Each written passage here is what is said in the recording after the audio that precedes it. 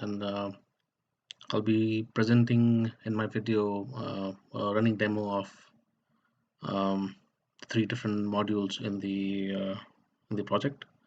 So I had already started the image retargeting function a little bit back so that it completed in time.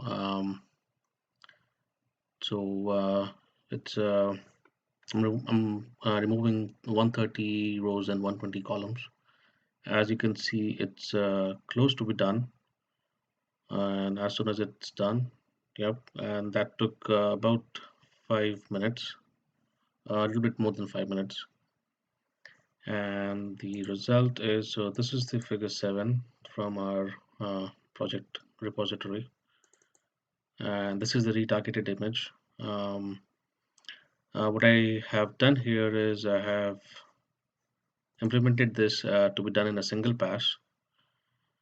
So the seam removal happens in parallel with uh, the transport map generation. So you can look at the method here. And so basically I'm keeping a reference to the images in the top row and in the left column, and I'm updating them as I'm updating my the transport table, transport map table, and the transport translation bit mask table. And I return the last image obtained as my output. So I get a retargeted image in the same amount of time that I take to generate my transport map. So that's one part.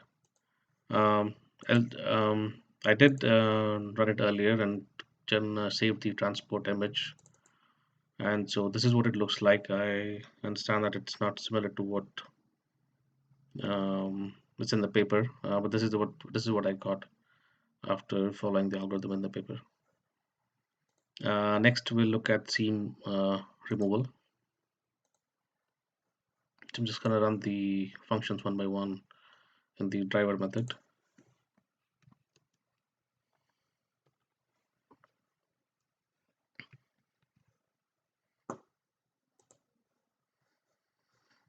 So this won't take too long.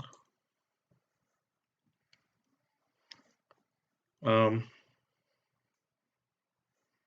so what this method does is it basically reads the image, gives it a seam count of 350 to be removed, and then calls the seam carving method library.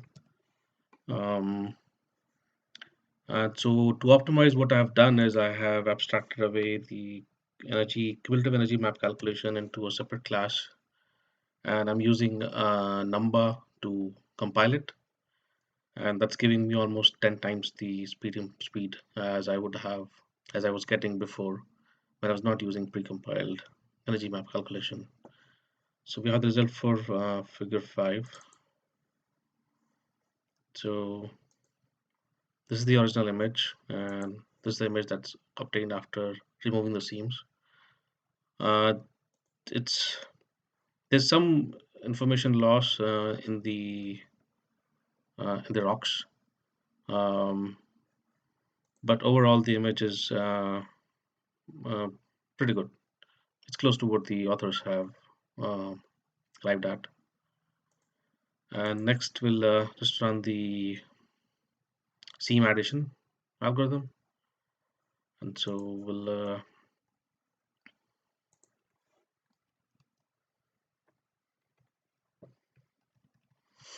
I'm gonna run seam insertion. That's the fastest. It takes a few seconds, and it generates three images. One is the first phase image with seams, and then the first phase image without, seams that with seams that first phase image with seams that are painted in red for us to see, and then the two output images. So the expansion is done in increments of 109 seams in two phases.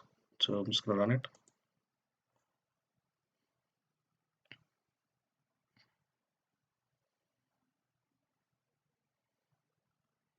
And so it created the three images. So we'll look at the phase one image with seams. And this shows the dolphin image with seams added. The red lines indicate the seams that were added. This is the resulting output without the seams shown here. So this image is pretty nice. There's some amount of seam repetition just ahead of the dolphin and a little bit around where the water is splashing, but even then it still looks good. This expansion is kind of distorted because, well, tried to expand it too much, and there is too many seams that have been added. Um, but even then, the dolphin image is retained quite beautifully, and the overall image looks nice.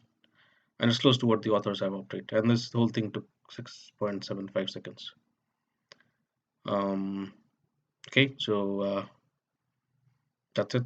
Thanks for watching my video.